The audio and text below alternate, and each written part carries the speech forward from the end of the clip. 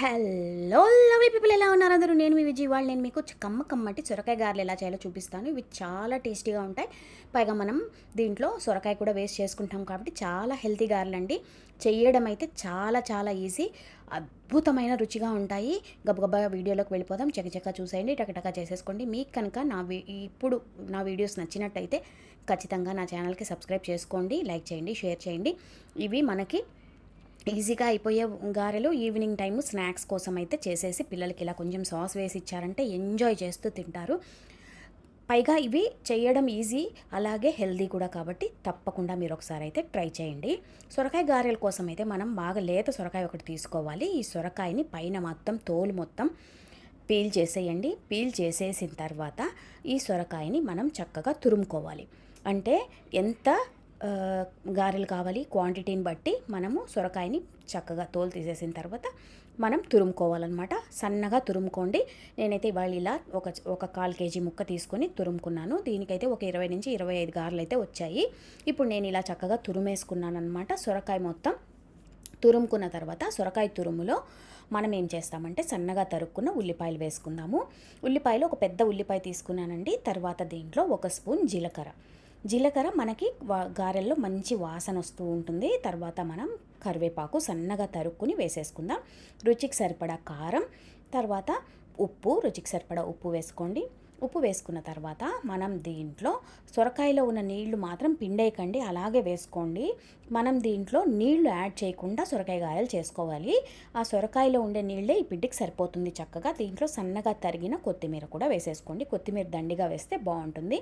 సన్నగా తరిగిన పచ్చిమిరపకాయలు వేసేసుకున్న తర్వాత 1 స్పూన్ నువ్వులు మంచిగా అక్కడక్కడ తగులుతూ కమ్మగా ఉంటాయి కదా, 1 స్పూన్ నువ్వులు వేసుకోండి. ఒక 2 చెంచాల శనగపిండి వేసుకోండి. 2 స్పూన్స్ అయితే సరిపోతుంది. 1 కప్పు బియ్యం పిండి. ఈ బియ్యం పిండి ఈ సొరకాయ తురుములో మనం చక్కగా కలుపుకోవాలి.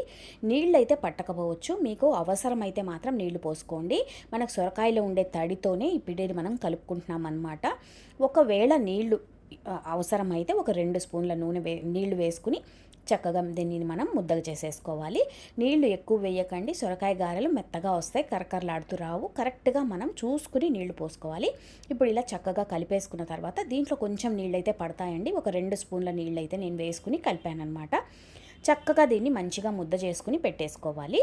తర్వాత దీన్ని మనం ఏం చేస్తామంటే మన పాలిథిన్ కవర్స్ ఉంటాయి కదండి, అలాంటి పాలిథిన్ కవర్స్ కానీ లేదంటే అరిటాకు కానీ అలాంటివి తీసుకుని చక్కగా వడల్లాగా తట్టుకుని నూనెలో వేసి వేయించేసుకోవడమే. చూడండి, ఇప్పుడు ఒక 2 స్పూన్ల నీళ్లు వేసి అయితే నేను కలిపాను. ఇప్పుడు మనకు చక్కగా ముద్ద అయిపోయింది. వీటిని మనం చిన్న చిన్న ఉండలుగా చేసుకోవాలి. అంటే మనకి గారెలు పల్చగా ఒత్తితేనే బాగా కరకరలాడుతూ వస్తాయి కాబట్టి చిన్న చిన్న ఉండలు చేసుకోండి. పూరి సైజు ఉండలు అయితే సరిపోతాయి. ఇలా మనం చిన్న చిన్న ఉండలు చేసుకొని రెడీ చేసి పెట్టేసుకోవాలి. తర్వాత నూనె కాగడానికైతే పెట్టేశాను నేను ఆల్రెడీ. మనం ఇప్పుడు గారెలు ఇలా తట్టాలో చూద్దాం. చూడండి, ఇలా పాలిథిన్ కవర్ తీసుకొని దానికి కొంచెం నూనె అప్లై చేసుకొని ఇలా పల్చగా వడలు వత్తేసుకోండి. తర్వాత మధ్యలో చిన్న రంధ్రం ఇలా పెట్టేసుకున్నారంటే బాగా కాలుతాయన్నమాట, గారెలు కరకరలాడుతూ ఉంటాయి.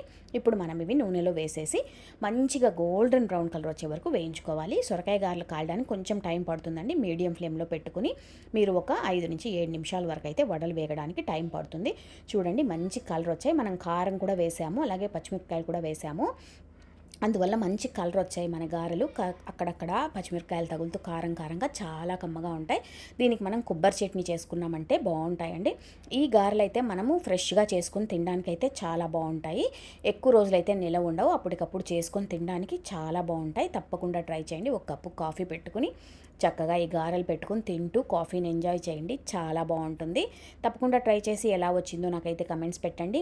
మరిన్ని మంచి వీడియోస్తో మళ్ళీ మిమ్మల్ని కలుస్తాను. అంతవరకు ఉంటానండి, మీ విజీ.